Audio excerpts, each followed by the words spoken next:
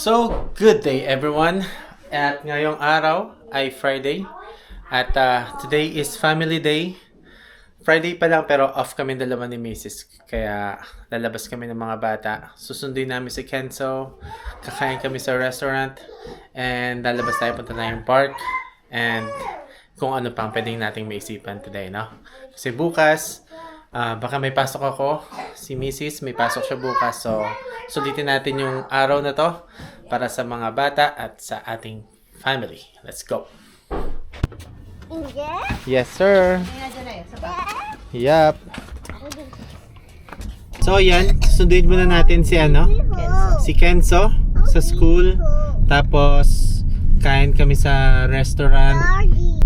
Tingnan natin later kung anong kung masarap ba yung pagkain doon. First time din namin pupunta doon. So, see you mamaya. So, yan, nandito na kami sa Kingtin. So, dyan kami pupunta, no? So, first time namin kakain dito. Let's go, guys. Can you hold Daddy's hand, please? Kenzo, hold kay JT's hand.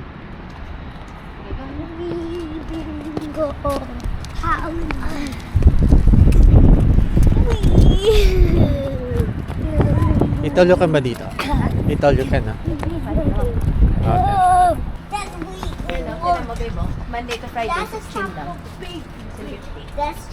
So yan, $16.50 lang. Not bad. Eat all you can. Let's go. Check natin sa loob.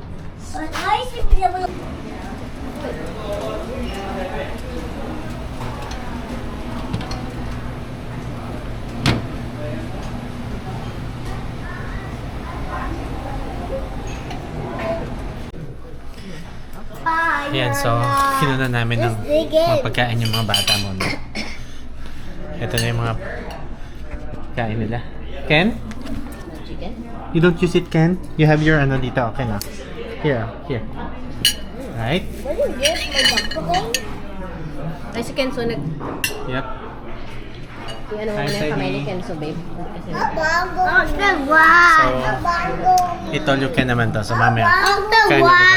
You want the red one? Okay. Just muna, alcohol muna, please. One more. No, dito. Also, may yan. Kaya mo na kami. How is it, Ken? You like it?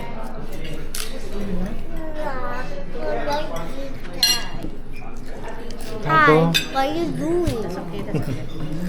Hi. Luna. 2,000 years later. So, yan. Tapos na kaming kumain. Masarap naman. Aso oily? Kaso, sobrang oily. Hindi kami masyadong sanay sa sobrang oily. Pero, syempre, Chinese food talagang oily talaga sila. So, first time namin kasing kumain sa labas din ng after, kailan ba tayo huling kumain, Mami? Last year pa ulit tayo kumain, no? Yeah. Sa labas? Saan tayo kumain sa labas na, no? Sa may Wellesley ba yun? Naalala mo? Kasi nga, ayaw namin dating kumakain sa labas kasi yung mga bata makukulit. Para lang, para hindi sila kumulit pag kumakain kami. Parang ibibigyan mo sila ng ng tablet or cellphone, anything na mag-ano sa kanila, which is ayaw namin. Kaya ngayon tinry namin na na kumain sa labas. Okay naman. Okay naman so far. Okay naman siya. Okay naman na yung mga bata nakaupo lang tapos kumakain, ganyan. May konting kulit pero manageable na siya. Hindi siya katulad dati na takbo ng takbo kung saan. Pero ngayon siguro pwede na kaming kumain sa labas, siguro mga once a month, no? Mga ganyan. So ngayon, punta muna kaming playground. Tapos siguro mga 1 hour kami doon. Kasi nga si Sedi nanap pa siya ng 1:45. So kailangan makauwi kami ng 1:30, no? So yan, malapit na kami, no? Pakita ko sa inyo yung mga mga bahay dito banda. Sobrang lalaki. Ay, sa may yung So many big houses.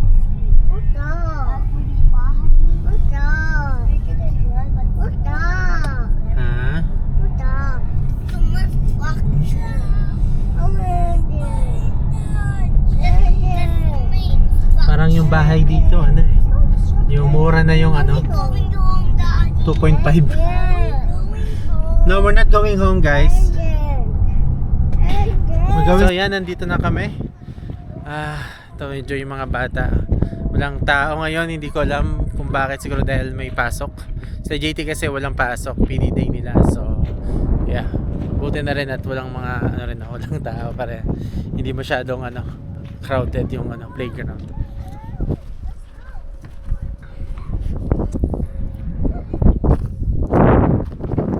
Ito sila, nag-enjoy sila.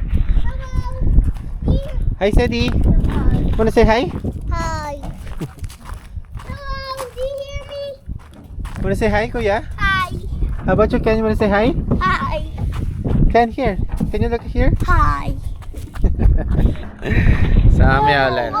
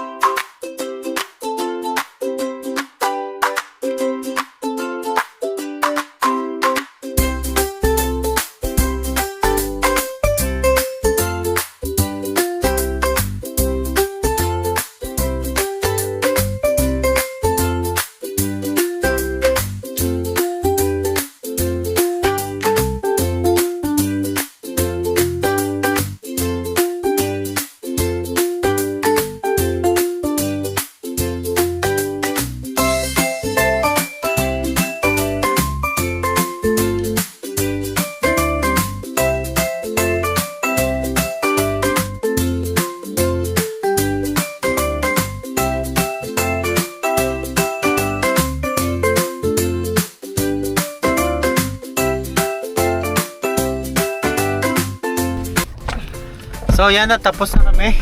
Uwi muna kami sa bahay para matulog si Sedi. At saka maggagawa ng assignment si Sedi JT.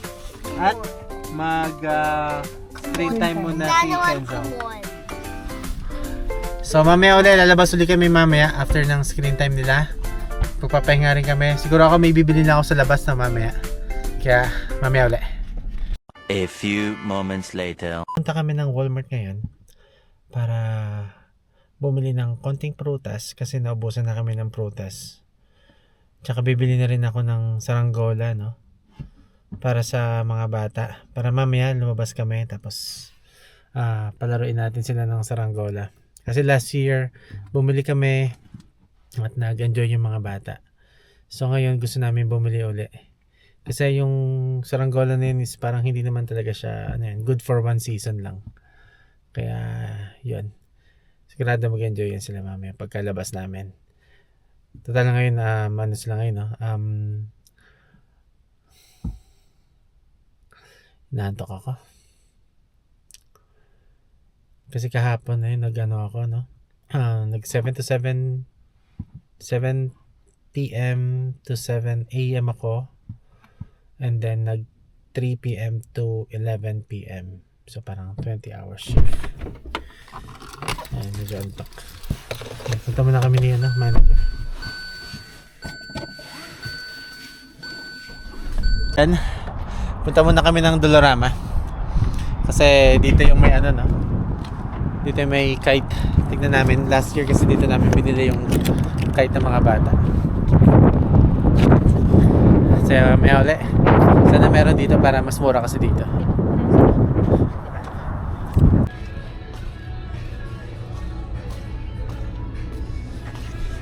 Ito maraming laruan ng pambata. Sana meron ditong saranggola.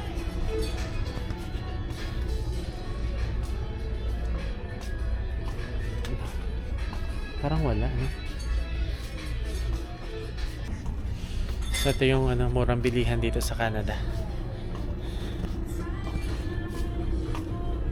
Ito, mami. Ito na, nakita ko na. Ano yan? Kite. Kite. Oh, Spider-Man. Yes. Ano, Hawk, babe. Oh, Patrol. Ito. Ito pa. Ay, ito pala. Yan. $4. Ito yung kite. Kite naman yan siya. Kaya nga. Kaso kasi malaki to. Mas maganda. May Spider-Man din, oh. Kaya nga eh. So, basta tayo sa sa Dolorama ngayon. Yeah. Hindi naman tayo sa Walmart, pero si manager na lang yung pinapasok ko kasi prutas lang naman yung yung bibili niya. Medyo inaantok na ako. Medyo inaantok pa ako. Mamaya baka mag-nap muna ako para may energy ako mamaya sa pagkalabas ng mga ng mga bata. So, yeah, samahan niyo na lang kami mamaya pagkalabas namin ng mga bata, okay? A few moments later.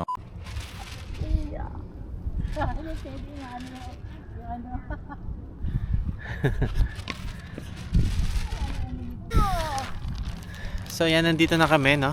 Nagpapalipad na ng saronggola.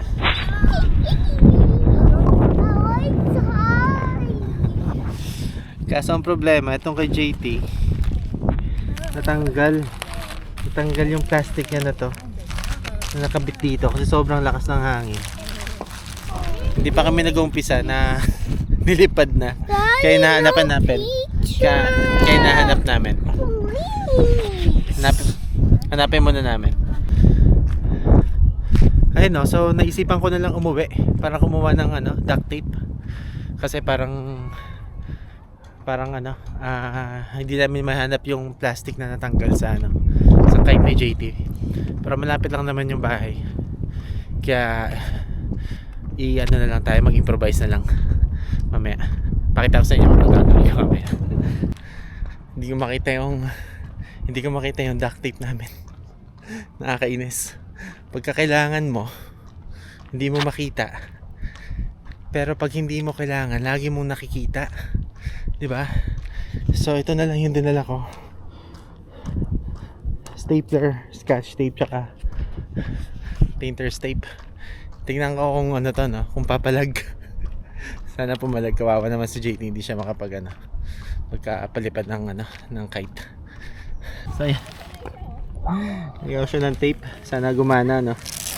Okay. Are you ready, kuya? See? It's getting too high! Yeah. Oh my gosh! Now hold it. Oh my gosh! What?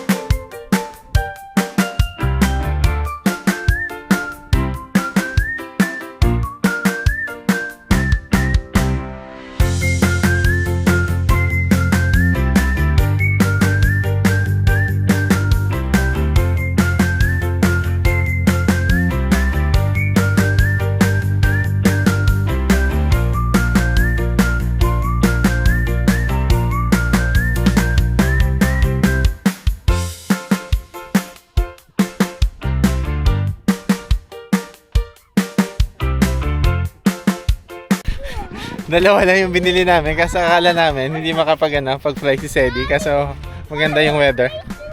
Sayang, dapat tatlo yung binili namin. So bukas bibili kami ulit.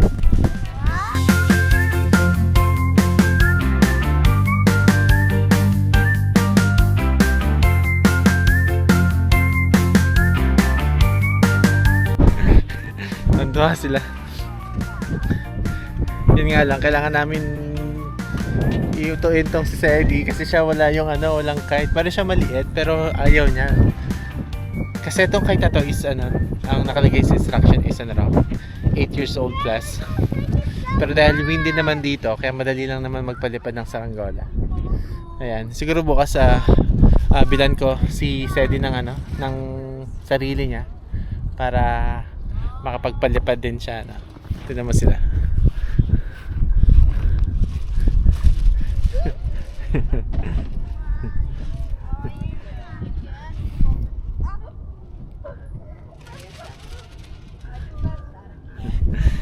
Ito, solve yung yung day off namin dalawa. Happy yung mga bata. Diba? Bukas kasi may pasok kami dalawa ulit. Pero morning naman ako, sa hapon nandito ako. So malalabas ko ulit sila. Ayan. So enjoy muna kami dito sa ano, sa may park. See ya. Ganito na lang kami hanggang pauwi. Too high. Look. Pauwi na kami habang ano, lumilipad yung saranggola nila. Enjoy mga bata. Let's go guys! So yan, tapos na kami maglaro ng saranggola. At ito na kami ni JT. Ngayon, pupunta naman kami ng Kumon para gawin yung kanyang mga worksheet doon. Hanggang dito na lang at salamat sa panonood. Don't forget to like, share, and subscribe dito sa channel ko. Again, I'm your Kuya Jay here in Canada. See you on my next vlog. Peace.